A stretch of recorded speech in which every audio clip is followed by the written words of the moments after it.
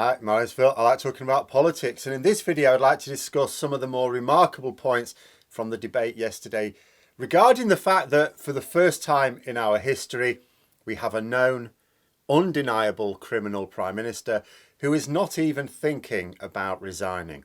But first, if you'd like to be notified of daily news and politics, please subscribe to the channel and click the bell notification icon.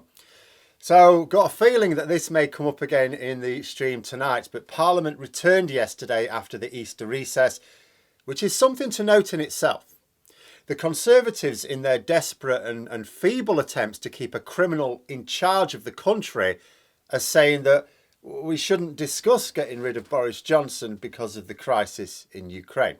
Note, they're not saying that Boris Johnson has done nothing to deserve being removed. They're just saying that it's just because of the Ukraine crisis that we shouldn't. That's a weak defence. Apparently this crisis in Ukraine is too severe to replace the Prime Minister, despite the fact we replaced 2 Prime Ministers during the Second World War, but it wasn't severe enough that Parliament couldn't still break up for a few weeks. And before I go over some of the more breathtaking parts of the debate yesterday, it's worth pointing out 2 things that happened outside of it. First, Labour have been granted a debate and vote for tomorrow on whether Boris Johnson should face an investigation by the Standards Committee. This is effectively a contempt motion. Johnson's predecessor, Theresa May, was found to be in contempt of Parliament, but she didn't have a majority of MPs to get her through it. Johnson will win this vote. However, I saw a report suggesting that he might cancel his visits to India tomorrow in order to make absolutely sure. Now, it'll be interesting to see exactly what happens. If Boris Johnson, after all, does set off for India tomorrow, it means he is satisfied that he's in the clear. If he doesn't, if he's still in the country tomorrow, then even if he wins the vote comfortably, if the results look like it was comfortable, as I expect, it will still mean that ensuring that those results will be comfortable will have been anything but comfortable. In other words, if he's staying in the country tomorrow, it means there's a credible risk that enough Tory MPs will either abstain because they don't want to be backing him right now, or they'll actively vote with Labour. Behind the scenes, Johnson and his whips will be working very hard to bully, cajole and persuade people to turn up to the vote and to vote for him. It's interesting, really, that the only time Johnson ever puts effort in is to save his own sorry hide. And the second thing to note was that an influential Tory MP publicly stated that they'd submitted their letter of no confidence in Johnson's leadership, so publicly, in fact, that they've actually published a copy of the letter. Presumably to try and trigger a few more. I suspect that's not going to work either. Now, in the debate itself, the opening gambit was, of course, Johnson's statement. It was, as expected, he doesn't deny the events as described, even though he did do that a long time ago in Parliament, saying, oh, these things didn't happen. And then it turns out not only did they happen, but he was there observing and taking part in the happening. But he still insists he did nothing wrong, of course. If he did nothing wrong, he would challenge the fixed penalty notice in court, wouldn't he? As is his right, as other people have done when they don't think they've done anything wrong. He's not doing, which means he knows he's banged to rights. He's just trying to persuade people who don't understand how the law works. One backbencher later on tried to suggest that it was a civil penalty, not a criminal penalty, which is untrue. A fixed penalty notice is not for breaking civil law, it's for criminal law. And if anyone ever wonders why the Conservatives do not invest in education, this is a great example. The last thing these people want is a population who know their legal, financial and political systems. Anyway, several MPs question why Boris Johnson is not holding himself to the same standards as he held others who resigned for doing less than he had during lockdown. I mean, there were numerous examples, not a lot thankfully, but there were several examples around the country of officials who acted unwisely. They broke the regulations in a much more minor way than Johnson had, but still. And they resigned. And Johnson and members of his cabinet said that it was right that they resigned, that they should have resigned, that they'd have been appalled if they hadn't resigned. So why shouldn't Johnson do likewise? Why shouldn't those same cabinet ministers who knew what Johnson was doing and just kept quiet until it all became public, why shouldn't they do the same as well? But the main anticipation, I think, was for Starmer's response. It needed to be good, of course. High stakes situation. It was always going to be effective in itself. At the end of the day, Keir Starmer is an experienced and accomplished criminal prosecutor. The man opposite him is a conniving criminal. Starmer was completely in his element. But in court, you're not trying to play to the crowd. You're just trying to present your arguments, skewer if you're a prosecutor, the defendant, and cause their arguments to fall to pieces. Keir Starmer does that week in, week out, and he has done for 2 years. But in politics, you do want to play to the crowd to a certain extent, and he hasn't always done that effectively. And as it happens, Starmer's speech did do that. Did well on that count. And I want to mention 2 key parts of his speech, but the whole thing is worth listening to if you're able to. The first was referring to Brandon Lewis from an interview early in the day. So the Northern Ireland Secretary tried to liken Johnson's offences to a speeding ticket. Starmer said that it was not, because nobody had ever broken down in tears because they weren't allowed to drive more than 20 miles an hour outside of school. But of course they had broken down in tears when they were told that by law they can't be with their dying loved ones. Then Starmer took the opportunity to explain what he used to do with criminal Tory MPs. Don't insult the public with this nonsense. But Mr. Speaker, as it happens, the last minister who got a speeding ticket and then lied about it ended up in prison, and I know because I prosecuted him. So Starmer, not for the first time, reminding people that in his former career he put a few dodgy Tory MPs behind bars. And it's worth pointing out here just how much Tory MPs are harming themselves with their current course. Several former Conservative MPs have said that the party risks losing credibility for a long time by sticking to a leader who has broken his own laws. Because it's bad enough for any Minister of the Crown, much less the Prime Minister, to break any law in office. But one that was actually passed while they were in office is ridiculous, because that's literally their own laws. And by supporting Johnson, Tory MPs are saying that they place no value even on the laws that they themselves pass, much less the ones they inherited. But there's another factor that often doesn't get mentioned. In the battle for law and order, it's not just that the Conservatives have crooks amongst their ranks and even leading them. Labour are led by someone who has put some of their former colleagues in prison.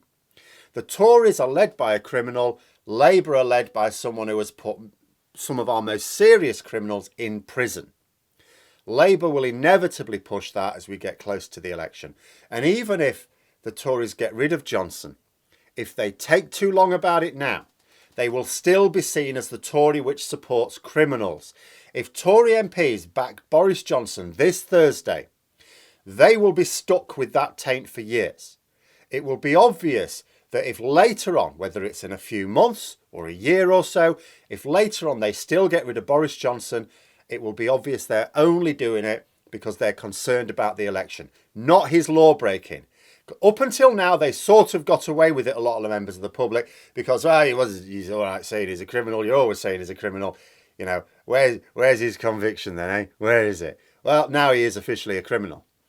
They're attempting to hide behind Ukraine now. Won't work. They've no more excuses. Then the second remarkable part of Starmer's speech, and it had little to do with Starmer himself.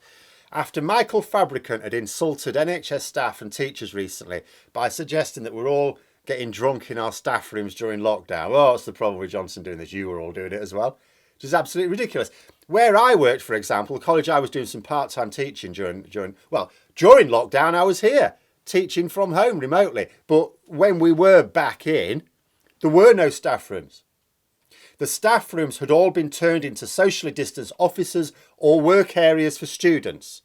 And for those that were turned into offices, only named people used them. It wasn't, oh, you're only allowed so many in this room. No, named people. If you weren't that named person, you didn't use that room. The idea anyway, just outside of this, that teachers or nurses are allowed to drink in a staff room at any time is utterly ridiculous. I mean, who would believe that? But anyway, after Fabricant had made this claim, Keir Starmer read out the plight of one of Fabricant's constituents in Lichfield. His wife had died of COVID, alone. He couldn't be with her as she died, couldn't hold her hand. She couldn't be with her family while she was dying. And one of the weak defences that Johnson's allies are trying is that his illegal birthday party only lasted 9 minutes. Now, I don't believe that, but the time is irrelevant. Starmer was saying here, this widower would have loved to have held the hand of his dying wife for 9 minutes. But he didn't, because he was obeying the law. Now, as I was playing this on my laptop, my partner was actually crying. But do you know what Michael Fabricant's reaction was? Bear in mind that these are his constituents, not just people in general. His constituents. The woman who died alone was his constituent. The man who couldn't be with her remains his constituent. Michael Fabricant smiled. Their daughters and grandchildren drove 100 miles up the motorway, clutching a letter from the funeral director in case they were questioned by the police. They didn't have a service in the church. And it was just as Starmer was explaining that the dead woman's children had to hold on to a letter from the funeral director to be able to prove they were going to a funeral in case they were stopped by the police and questioned as to what they were doing out. That was when Fabricant broke into a big old grin. He obviously found the whole thing amusing. And that is how all Conservative MPs will be seen if they do nothing. And they are doing nothing. Some, you feel, know that it's not good enough, but they're like a rabbit trapped in headlights. There's danger whichever way they move, so they're just standing still and hoping for the best. And that's another thing to consider. With a tiny number of exceptions now, there are a very small number of exceptions, but with those exceptions aside, who have publicly called for Boris Johnson to step down, there are two types of Conservative MP right now. The first are those like Michael Fabricant. They seem to revel in the way their party is breaking through the barriers of decency and getting away with it. They're loving it. It's a massive power trip for them. These people are not fit to decide our laws or spending priorities because they do not care for the people of this country. Then there's the second type. Those like the former Prime Minister Theresa May, former leadership candidate Jeremy Hunt perhaps. The second type, they know this is wrong and they want it stopped. They would like someone to take action to make it stop. But they are too cowardly to take that action themselves. These people are also not fit to decide our laws or spending priorities, even though they may have a better moral compass. And the reason is because they're too weak to stand up for our interests. We need people in Parliament that are strong enough, not only know what is right, but are strong enough to do right, even if it's not in their interests. And to my mind, when you've got well over 300 Conservative MPs dominating Parliament, but you can count on one hand the number who, within their philosophy at least, act with some sort of moral boundaries, then we're in trouble.